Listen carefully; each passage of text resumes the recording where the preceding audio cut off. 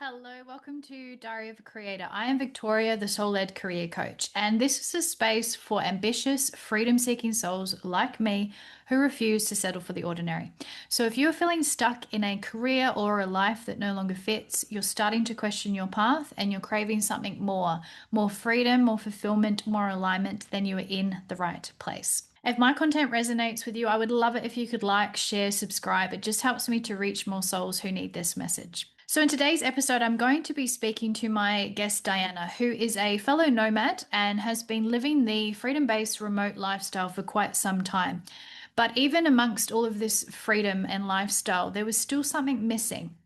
And so Diana embarked on her soul-led journey, and she's just recently created her own business, Nomadic Stars, where she supports people with astrology and energy healing. Welcome, Diana, to Diary of a Creator. It's lovely to have you on today. How are you? Hi, Victoria. It's a pleasure to be here. Thank you for having me. You're very welcome. And where are you calling from? At the moment, I'm in Da Nang, Vietnam.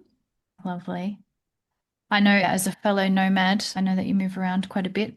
So, if you want to just quickly introduce yourself to everybody, so just a quick summary of your journey from your previous career into how you ended up and winded up into Nomadic Stars. I've spent all my life working in the travel industry.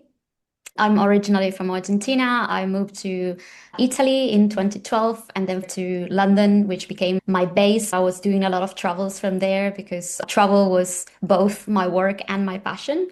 I was very into exploring the world and traveling as much as I could.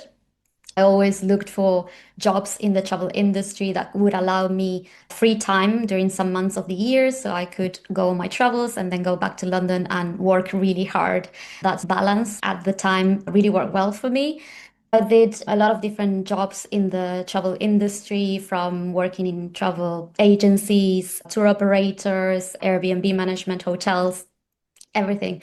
I really enjoyed working in travel and customer service. And it was until the pandemic when in 2020, well, sort of because of the world stopped, I got my first remote job, which felt like a blessing at the time. So from there, my life completely changed. I got another level of freedom because I was no longer waiting for my holidays or my free time to go on an adventure. I was traveling and moving around while still working, and I could fit all my activities and everything I wanted to do into my work schedule. A few years afterwards, I changed jobs, still remote. I think it was in 2023 that I was starting to lose some benefits of that freedom working remotely because my last boss was not that open of me spending as much time as I wanted outside of the country, outside of England. I was starting to feel stuck and losing motivation at the time. It's interesting because obviously, being in Bali and I'm surrounded by this freedom-based living, but a lot of people it's almost like it looks good on Instagram, but there's still a good portion of people that are not really free in their job. They're working a lot, they're restrained in it. You see them in the co-works and they're working just as much as they would be if they were in London. Was that kind of what was happening? Yes. So working remotely, well, abroad, I will go to a lot of co-working spaces. And well, that's also what kind of opened my mind in terms of entrepreneurship, Mm. because I was meeting a lot of business owners, which before it wasn't, I didn't have anyone in my circle that would be independent. So by meeting all these digital nomads and experts and having conversations, I started realizing there are other kinds of freedom. If you are a business owner, you will have more responsibilities, but you won't have to stick to the structure of a company dictating how you organize your life, do your work, and how many hours you have to be there. Yeah. And so when was it that you had that realization or moment where you've stepped into what many people dream of, like the freedom-based living, the travel, moving remotely? When was the realization that that wasn't enough, that there was something else that you were seeking or looking for? I started having some signs that in my last few jobs, I wasn't really happy and enjoying either what I was doing or how I was being treated by my managers, by the company itself. For example, in my last job, I am kind of a perfectionist. I am a recovering perfectionist, let's say. I like to do things the right way. I don't know how to do things halfway or to rush into things. And I was being pushed to prioritize quantity over quality, and that goes against my values. I started to feel that I wasn't aligned to the company's values or the way they will organize things. So that's when I realized I need more freedom in the sense of I cannot do something that goes against who I am. Mm. I still had no idea that there was a deeper sense to it. There were some more triggers. I started feeling that my work wasn't fulfilling. I was losing motivation. I was sort of getting depressed at work. Yeah. So it had been already like 4 years that I had been working remotely and, having a lot of freedom to travel, but I was not in the place that I would completely choose how to run my life. I had got used to a work-life balance that I liked. My last manager asked that we would start having weekly meetings in London. I wouldn't be able to go on a nomadic trip for months if I had to be in London every week. That's when I realized that my freedom was negotiable and I wasn't going to sacrifice my personal life and travel plans. So it was before Christmas in 2023 that I gave my notice and me and my partner decided to plan this trip to Costa Rica. And I had no other backup plan. I just needed to travel and go away. And then I came back from Costa Rica and I just couldn't stay in London. I didn't feel motivated to find another job. So I decided to go back to Thailand. And luckily, I had savings and I could allow myself to do that. I just went to Thailand one-way ticket. I had no idea what was coming next.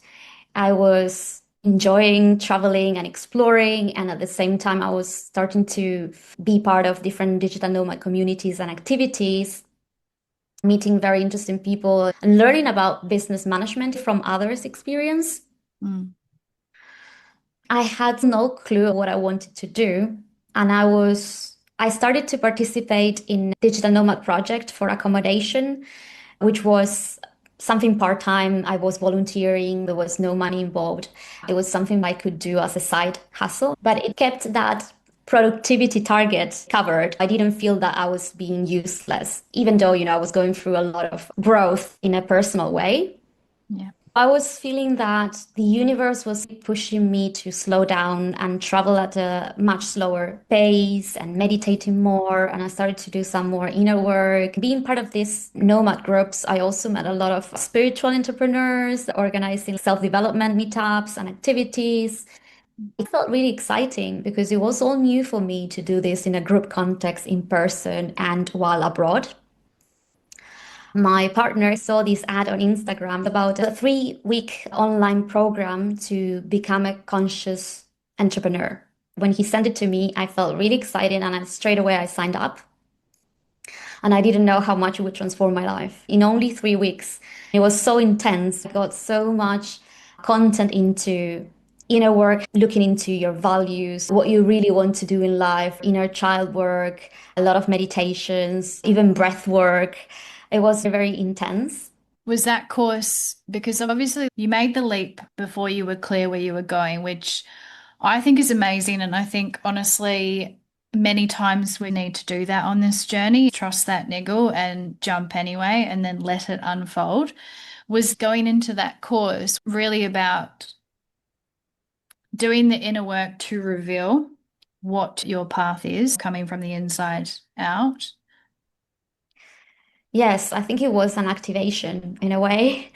I mean, it really led me to a spiritual awakening or reconnecting to my spiritual side and my soul at a different level. I mean, it was about finding purpose. It was about discovering what we came really to do on earth and not just the superficial layer. There was a lot about finding that sense of accountability for who we are and Mm. learning about our gifts and how we can share them because it is a responsibility once you are aware of Mm. that. So yeah, that's when the path really revealed to me when I did all the inner work. Yeah, it's so key. In society, we're taught how to make decisions by overthinking and analyzing, but they're only going to get you where you've been before, which was my realization as well. I was looking for a new career probably since I was 26 years old. It was the inner work that got me there. It was that deeper understanding of who we truly are. So tell me how your path evolved from that because you're in astrology now and energy healing. How did it transpire after that course and doing the work? The whole point of the course was that I came out of the course having a vision, which I never before had looked into. I had a strong why of why I want to find tools that I can use to help others, to be of service. One of the key things of this course was the community. There was a big online community. And that's why when like we say, everything it's a mirror or a reflection, because by talking with others, I realized how passionate I was about astrology and I wasn't, taking it as serious as I should because I've been learning astrology and looking into the stars for a very long time, but I had limiting beliefs, fears of judgment, of being criticized because it's an esoteric practice or it's taboo or woo-woo. And yeah, I've always been so aware of what will people think about what I have to say or who I am, how I look. So by doing all this inner work, it led me to acknowledge, okay, there is astrology. This is, a great tool that you can use for self-development and to help others. I do have a purpose and I want to help people find their own purpose as well. I can use this amazing tool as the basis of my conscious business. That's really cool. I absolutely love astrology. I think I have converted so many people who don't believe it. I think we think it's esoteric and all of these things, but I have got very, very logical men to read their on the pattern. They're like, how does it know all of this? I'm like, because we all have a blueprint. We just need to learn it and move with it and flow with it. But you've also brought up something really key as well, which we'll go into this question because we all have an ego that has got fears, limitations, and all of these, and they are always going to crop up in this journey. And we need to learn what they are and how to move through it. So, to the next question, and I know you're relatively new into your business, but have you had any moments where you've wanted to just give up?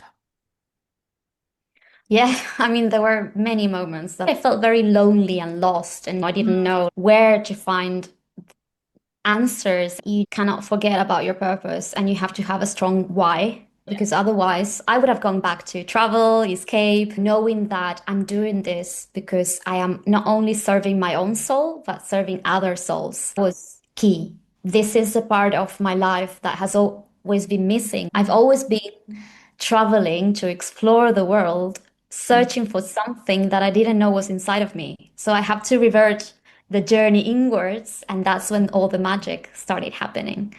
And you raise a very good point where on the outside, everything that you are living is what people are looking for when it comes to freedom. The perception of freedom and the feeling of freedom and the feeling of deeper meaning can only come from here. It's not the outside. It's not, I mean, there's certain things that we're gonna naturally lean more into that will help. But at the end of the day, it's really the inner work and the perception Absolutely. that is Yes. what truly creates the freedom. Yeah. Yeah, it's an important one. So, you already talked to your why as being the thing that gets you through, and that's the same for me as well, is because you will be diverted. You are going to want to give up. It is going to get hard. Your ego is going to be like, what are you doing? I don't want to go this way. And the why is always what keeps me on track as well. Has there been anything else that you've done or has helped you to keep going, even when it would just be easier not to? I would say it's the inner work, but staying connected to my intuition has been key.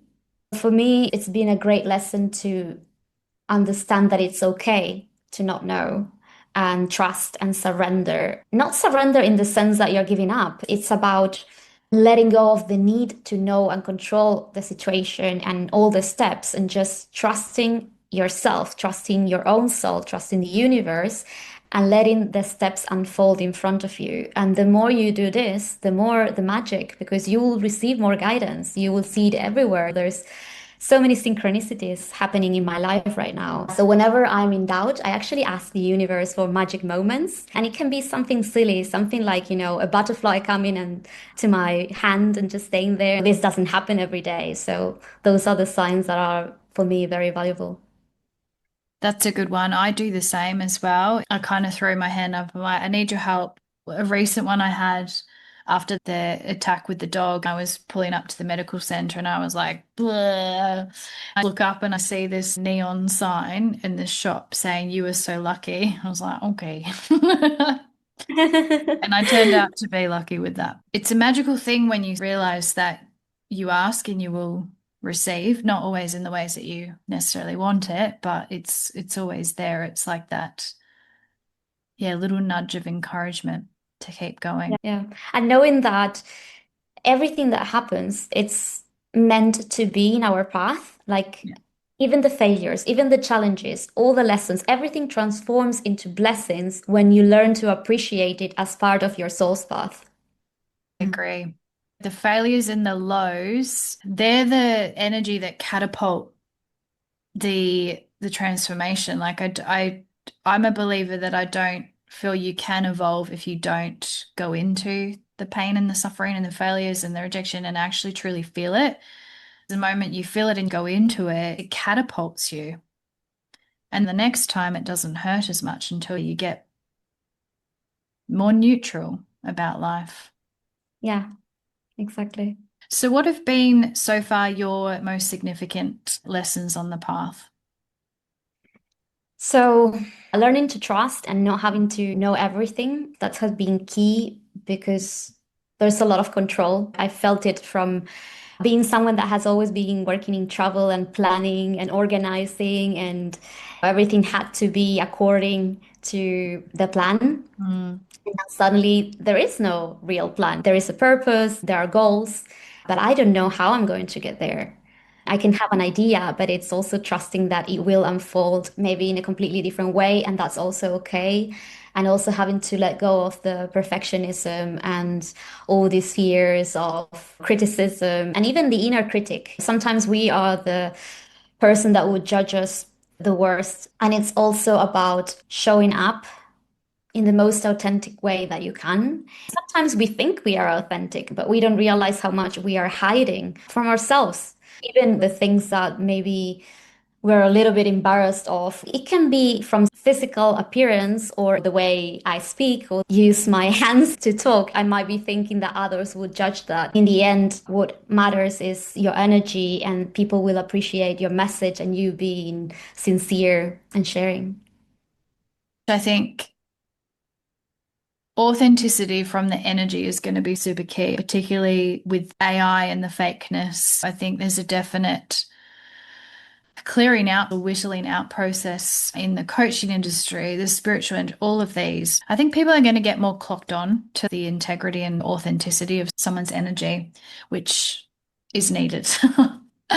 Is there anything that you would have done differently if you could go back in time to your journey? Not really. I do believe that everything happens for a reason. Mm. Even if it's not perfect and not what we wanted it to be, maybe the universe has a higher plan for us. The ego comes in and we have to constantly fight back and say, my soul wants to grow. I know you want me stuck here in my comfort zone, but I'm trusting my soul and it's guiding me to do things I've never done before, which are scary, but I'm still gonna go with that because that's how I will evolve and grow. I like that. And I think we can build a lot of pressure because I've made a lot of mistakes on the journey, but in hindsight, they're not mistakes. Like leaning into trust or work with certain people that I shouldn't have. But then I'm learning to build the muscle of discernment. So, as you say, even if it feels like you're off course, there's a lesson in going off course that is so you're not off course. But yeah, it's a hard one for the ego to Yeah. really grasp that one because it's just trying to kind of control everything as it goes. And so, what have been some of your highlights? So I think in this process of trusting more and more the intuition and the universe, I had this nudge a few months ago that I wanted to do something special. I wanted to add something to my astrology sessions, just not for them to be normal readings. I'm also an energy healer. I also do Reiki, but I've never done it with clients before. Mm. Even though I was a little bit nervous of what if I add Reiki to a session and then the client is so relaxed that they don't even listen to me or I lose focus. And so obviously I asked for permission and I tried it with the client. And it was the best session I ever done. And out of nowhere, I got all these downloads of information that I wasn't even aware I could channel for someone else. So it was truly magical. And since then, I decided I would add Reiki to all my sessions as an option for whoever is open to receive it. That's Yeah. cool. You're really in a place where you're listening to your soul, even when there's a little bit of like, oh, is this going to work? And then you get the downloads. I think with this path, you can't think your way into it. You have to just go in, and then the next thing reveals, and then the next thing reveals, and it just snowballs. Yeah. It's kind of like the soul doesn't like strategy. The metaphor I use, which makes the most sense for me, is it's almost like the soul wants the end coordinates, but everything else is like being a boat on the ocean. It's like it's not gonna tell you how it's gonna get there. You just got Yeah. to trust that the boat has the end coordinate. I think trust is definitely the hardest lesson for all humans, and the crux of the work really is to build that or to come back to that. Yeah. So, where are you now with your business? Yeah, for me, it's only the beginning. It's only been 9 months since I founded my business. So I'm still experimenting with my offerings, with my content, what I share on Instagram. I'm trying to define better my audience and understand how I can better serve them. I'm also learning not to rush, to trust, Mm. to stay consistent. I found that was very important for me, like showing up no matter what, to build a strong foundation and to get into the habit of being there and be Yeah. committed. That's a tough one. The consistency has been difficult for me and a lot of people I've spoken to. I don't even know what's necessarily playing out there, at least from my experience coming off the back of the corporate hustle. I have this pattern within me that doesn't know how to work in the middle. It just knows the two extremes of doing too much and then doing nothing. I find myself in the seesaw. And then you have a lot of people saying consistency is not needed. You show up when you want to, but that doesn't work for me either. So it's an interesting one, the consistency It's thing. easier when you find little tasks you can do every day. For instance, my Instagram posts are nothing big. They don't take me much time, but just knowing that I'm doing it every day and every day is me posting them. I don't have anything automated. Not because it would be wrong to have it that way, but because I like the fact that I have to remember and I have to go and do it. Even if it's little things, it helps make it habit Mm, and stay connected to our purpose, our business, and what we want to create. yeah. It's to kind of show up even when you don't feel like it. And you're not going to feel like it a lot of the Yeah. time. I did notice this as well, though, at least with myself, and maybe you're the same. It's easy to show up when someone else is telling you, like a boss or a company, that you have to do something. You find the energy because you're like, well, I have to. But then when you're steering the ship and you have to find your own energy to go, you have to do that.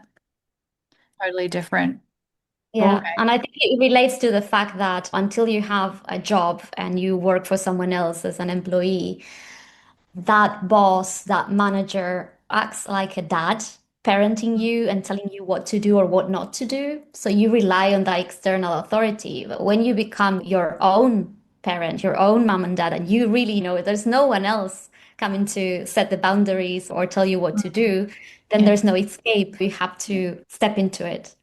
Yeah.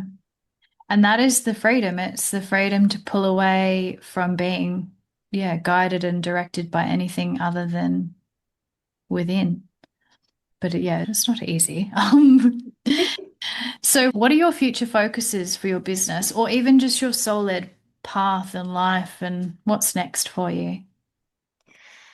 I've been feeling this intuitive call to start teaching. I know I've only been doing astrology sessions for less than a year and I really enjoy them. I want to reach out to more people and start working with group. I was thinking of doing short workshops online to teach different things because, and you will agree with this with astrology, is that we can help others, we can guide others into their purpose, into their gifts, we can help them see patterns, but no one can understand yourself better than you, right? No one can, decode you other than yourself, and no one can do the inner work for you.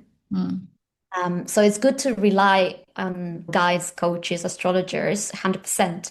But then at the end of the day, you have to go and do your own work and your journey. I want to empower people to do so and learn how astrology can help them in their own self-discovery journey and give them some tools. Also spread the word about how astrology is not only an esoteric practice, but also a self-development tool.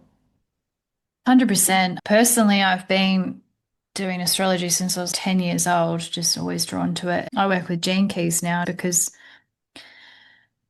that's where I am drawn. It's personal development work because it's showing you the shadow you're here to work with. I know this is with astrology too. And then what's on the other side when you work into that shadow and release the grip is what's on the other side, what's possible. Yeah, like with everything, it's a choice of how far you go into the journey. That's why I love the gene keys because it's got the shadow, the gift, and then enlightenment. If you really want to go into the journey, this is what you can, but it's all just working with the wound pattern that we've come here to work with, I guess.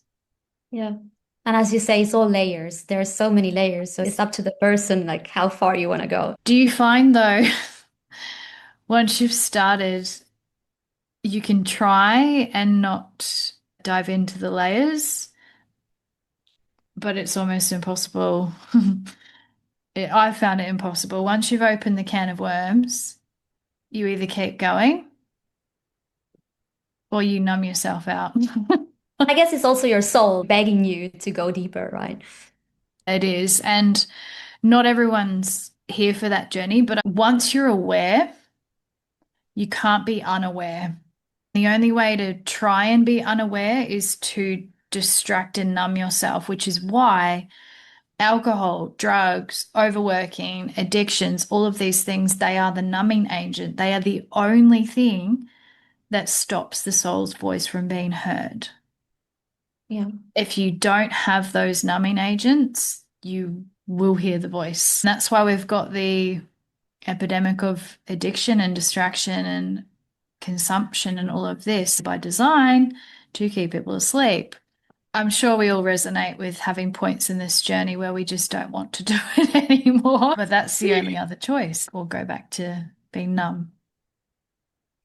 Yeah, you get to a point where you cannot even do that anymore. Maybe you can do it for a brief period, but the calling is so big and loud. Your soul is not whispering anymore. It's loud. So you go and have a glass of wine, and then it's like it doesn't even taste the same, and you feel disgust. It's your soul guiding you to, okay, now you've changed. You're not the same, and you are committed to your purpose. Have you had any grief come up around that as well, like the letting go of the old version? Yes, I mean, there were so many times in which I wanted to. Traveling was my way of escaping. I really enjoyed exploring new places and cultures and meeting people from all over the world. But I got to some point in which it wasn't really fulfilling. It was part of my journey of finding my purpose last year. I had this trip planned to go to Japan. It was all planned with my mind in a way. It wasn't something that I was really feeling the urge to do. It was just that, oh, it's been on my bucket list for so long, so I have to do it. I have to go there. And don't get me wrong, the trip was also amazing and I really enjoyed it. But it was sort of, okay, I've reached my Mecca. I've been to the place which for me was years of wanting to go to Japan. And now I didn't have anything else. So, yeah, I think that was a great wake up call. it was one of those moments in which I had to do more inner work to find what would really make me inspired again and reconnect with my passion. Yeah, it's interesting how things do change. So, what have been your biggest sources of support or encouragement to keep showing up and keep doing it?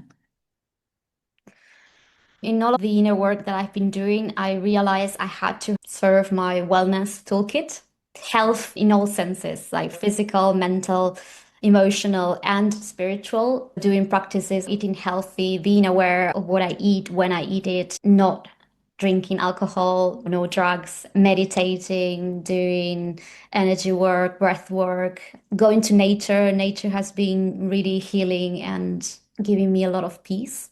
And also living consciously. Your purpose is not just about your work, it's about everything you do in your life, how you treat your partner, your family, how you relate to your friends, and every other activities that light your heart.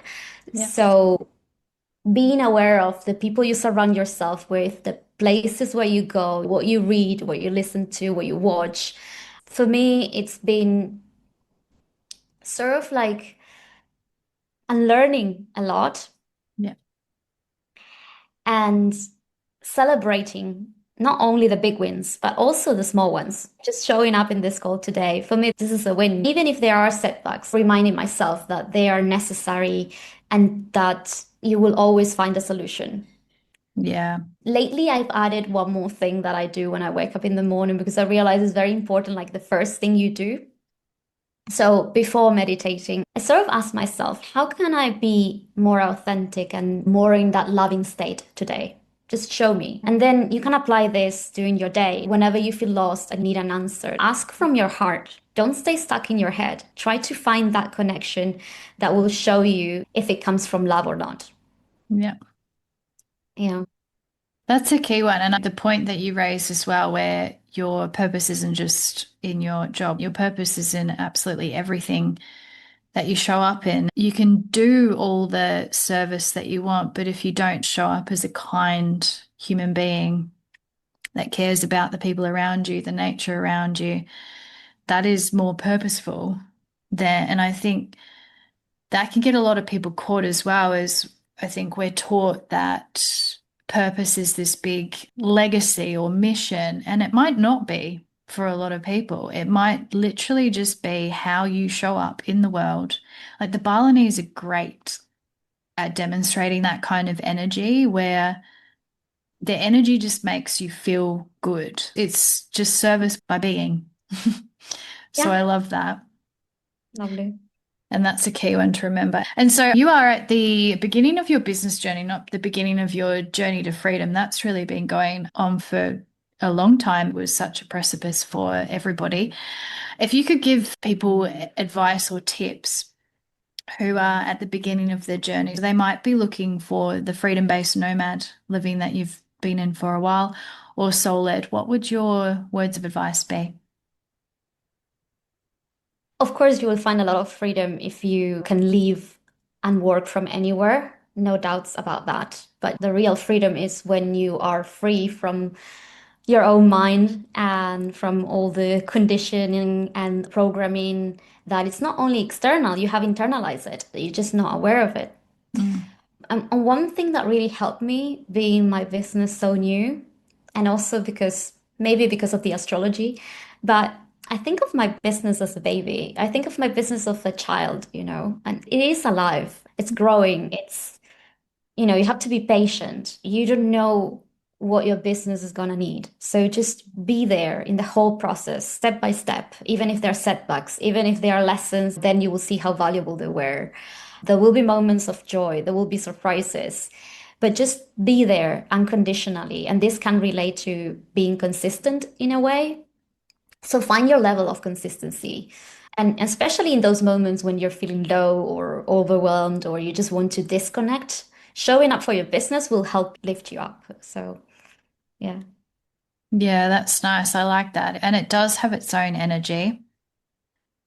It definitely does. I think the thing that helps me with the perspective is you can get really caught up in my business, which will naturally bring the ego into it, which has all of the different fears, and I'm showing up like that versus an energy in and of itself that is about service. If you're connected in, it's more than that. It's just like a channel or a vehicle that you're just serving into. For me, it becomes easier to show up because I'm taking my ego out of it. Yeah. It's about the business, the vehicle of it. Yeah, absolutely. I think what every soul really needs, regardless of purpose, it's your soul needs to be seen, It's about you seeing yourself. And when you see yourself, others see you, and that's when the magic happens. Yeah. And I would add to that that every soul needs to create. That's what we're missing in this world. Yeah. And when we're not connected into creation, that's where the lack of meaning. So and this is probably why when you were living the freedom based and not creating, like it would seem that you have everything, but you're not creating. Yes. And it doesn't matter Yeah. what that creation is, if it's words, pictures, art, whatever it is, it's Yeah. dying to come out. Yeah. And it's all connected, because for example, in astrology, the house of love, the heart, is the house of your creative self-expression. So it's all linked Which house to is the one of love? the fifth, romance. Oh, interesting. That's my house of my Mercury. I've got quite a bit in there actually. I've got Sagittarius fifth house with my Mercury and other things in there. So your fifth house is ruled by Jupiter. There's a lot of abundance there. Bring it on. Awesome. This has been really, really great. Have you got any final words of encouragement or anything that if this was you listening a couple of years prior to this episode, what would you want to say? Open your heart, make space in your heart, and the universe and your soul will come in and give you guidance. Yeah, that is so true. Create the space. Get rid of the distractions and it'll Yes. come. Lovely. That was really good. Thank you so much for joining. I know many people are going to get so much out of this conversation. Thank you so much, Victoria. It's been a real pleasure. Thank you.